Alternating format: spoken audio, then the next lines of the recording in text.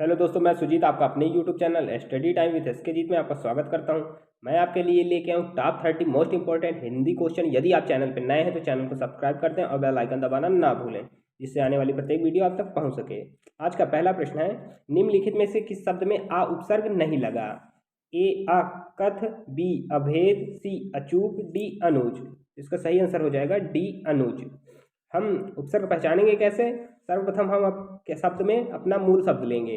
जैसे पहले में है कथ, कथ आपका मूल शब्द हो गया और आ आपका उपसर्ग हो गया। इसी तरह अभेद, अभेद में भेद आपका मूल शब्द हो गया, आ आपका उपसर्ग हो गया। अचूक, चूक आपका मूल शब्द हो गया, आ आपका उपसर्ग हो गया। जबकि नुज कोई मूल शब्द नहीं होता, इसलिए इसका सही ऑप्शन हो जाएगा डी। अगला प्रश्न है, निम्नलिखित में से किस शब्द में नी प्रत्यय नहीं लगा? ए शेरनी, बी मोरनी, सी नौकरानी, डी कुटनी। इसमें भी हमें मूल शब्द ही लेना है, बशर्ते उपसर्ग में पहले लगता है, प्रत्यय बाद में लगता है। जैसे दिया है ए शेरनी, शेर आपका मूल शब्द हो गया और बड़ी नी जो हो गई ये आपका प्रत्यय है। बी मोरनी, मोर आपका मूल शब्द हो गया, नी आपका प्रत्यय हुआ। सी नौकरानी, यहाँ पे नौकर आपका मूल शब्द हुआ जबकि आनी आपका प्रत्यय हुआ। डी कुटनी, तो इसका सही आंसर हो जाएगा सी नौकरानी। नौकर और प्रत्यय लग जाएगा आनी, तो इसमें नी प्रत्यय नहीं है। अगला प्रश्न है, अध्यक्ष में कौन सा उपसर्ग है? ए अधि, बी अध, सी अत, डी अद। तो इसका सही आंसर हो जाएगा ए अधि। अगला प्रश्न है, सावधानी में कौन सा प्रत्यय है? इसी तरह इसको भी देखना है। सावधान आपका मूल शब्द होता है, सावधान मूल शब्द होता है, जबकि इसमें बड़ी की मात्रा लगी सावधानी, तो इसमें बड़ी की मात्रा जो होगी वही आपका प्रत्यय होगा। इसके ऑप्शन है ए नी, बी धानी, सी ई, डी आनी। तो सावधान तक तो आपका मूल शब्द हो गया, फिर बची बड़ी ई जो कि आपका ये प्रत्यय जोड़ेगी, तो इसमें सही ऑप्शन हो जाएगा सी सावधानी, ई आपका प्रत्यय हो जाएगा। अगला प्रश्न है, धातु के अंत में जोड़े जाने वाले प्रत्यय हैं। ए क्रियाद्योतक प्रत्यय, बी कृत प्रत्यय, सी तदित प्रत्यय, डी द्योतक प्रत्यय। इसका सही आंसर हो जाएगा आपका बी कृत प्रत्यय। अगला प्रश्न है, अगला प्रश्न है आपका, दुकाल में कौन सा उपसर्ग है? ए उर्दू, बी फारसी, सी हिंदी, डी अरबी। तो इसका सही आंसर हो जाएगा सी हिंदी। अगला प्रश्न है, आहट, आवट, आस आदि किस प्रकार के तद्धित प्रत्यय हैं? ए कृतवाच्य, बी कर्मवाच्य, सी भाववाच्य, डी संबंधवाच्य। इसका सही ऑप्शन हो जाएगा सी भाववाच्य। कृतवाच्य आपके होते हैं यदि किसी वाक्य में कर्ता के लिंग, वचन या पुरुष के अनुसार क्रिया में परिवर्तन होता है तो वह कृतवाच्य कहलाते हैं। और कर्मवाच्य आपका जिन वाक्य में कर्म की प्रधानता हो वह कर्मवाच्य कहलाता है। अगला प्रश्न है, प्रत्याशा में उपसर्ग है? आ, बी प्रा, सी प्रति, डी प्रत्या। तो इसका सही आंसर हो जाएगा आपका सी प्रति। अगला प्रश्न है, उद्देश्य में कर्ता के साथ और क्या रहता है? ए कर्ता विस्तार, बी यहाँ पे बी होगा, बी कर्ता विधेय, सी कर्ता पूरक, डी विधेय पूरक। तो इसका सही आंसर हो जाएगा ए कर्ता विस्तार। अगला प्रश्न है, प्रयोग के आधार पर शब्द भेद हैं। ए 2, बी 4, सी 6, डी 8। तो इसका सही आंसर हो जाएगा ए सार्थक शब्द और निरर्थक शब्द। अगला प्रश्न है, राम आम खाता है में वाच्य कौन सा होगा? ए कृतवाच्य, बी कर्मवाच्य, सी भाववाच्य, डी उभयवाच्य। अभी हमने हाल ही में अभी बताया है, यदि किसी वाक्य में कर्ता के लिंग, वचन या पुरुष के अनुसार क्रिया में परिवर्तन होता है तो कृतवाच्य कहते हैं। जैसे राम आम खाता है, यह राम के वचन और लिंग के अनुसार क्रिया को भी रखा गया है, खाता है, राम खाता है। ठीक है, तो इसका सही आंसर हो जाएगा आपका कृतवाच्य। अगला प्रश्न, बच्चे खेल रहे हैं अर्थ के आधार पर वाक्य का प्रकार बताइए। ए प्रश्नवाचक, बी विधानवाचक, सी निषेध निषेधात्मक वाक्य, डी आज्ञावाचक वाक्य। तो इसका सही आंसर हो जाएगा बी विधान वाक्य। ठीक है, वाक्य की क्रिया करने या होने का बोध जिसमें होता है वह विधान वाक्य होता है। अगला प्रश्न है, जिस वाक्य में इसलिए, और, क्योंकि, लेकिन, परंतु आदि समुच्चय बोधक शब्द जुड़े हों उस वाक्य को क्या कहते हैं? ए संयुक्त वाक्य, बी मिश्र वाक्य, सी सरल वाक्य, डी विधान वाक्य।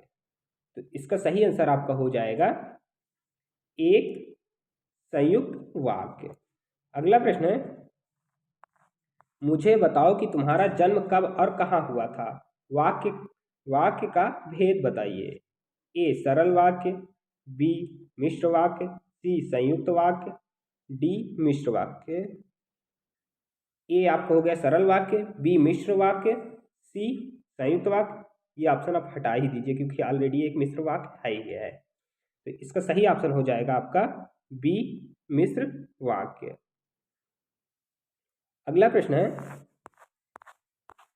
जिन वाक्य में साधारण और मिश्र वाक्य का मेल संयोजक अवयव द्वारा होता है उसे कहते हैं। ए मिश्र वाक्य, बी संयुक्त वाक्य, सी सरल वाक्य, डी प्रश्नवाचक वाक्य। तो इसका सही आंसर हो जाएगा बी संयुक्त वाक्य।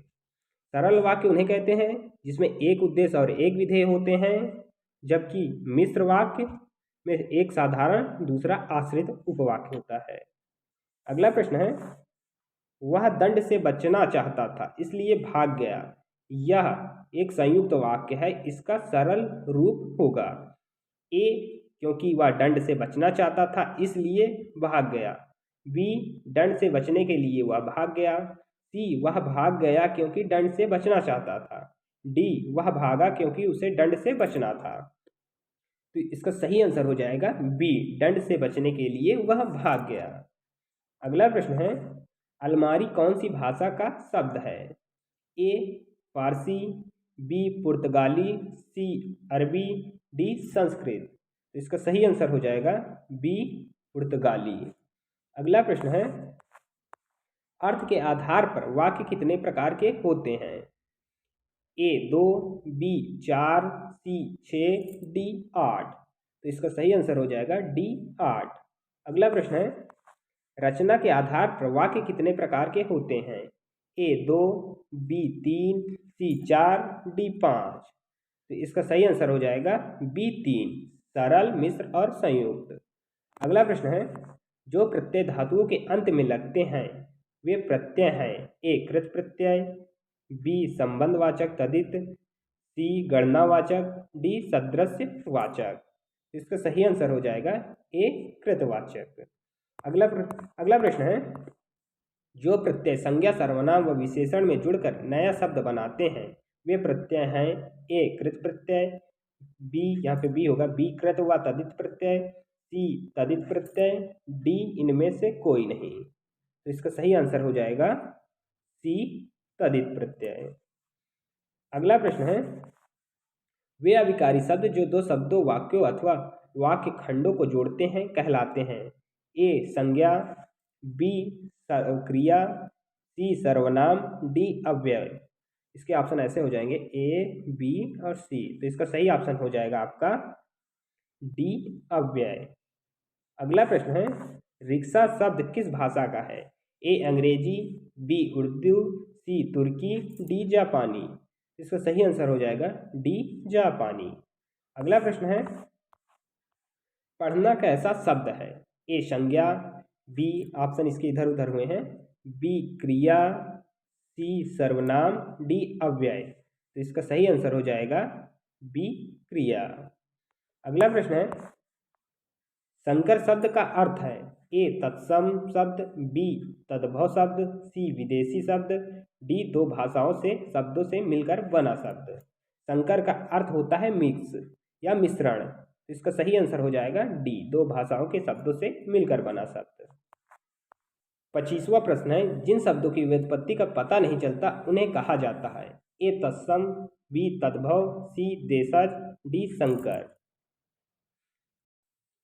सी देशज।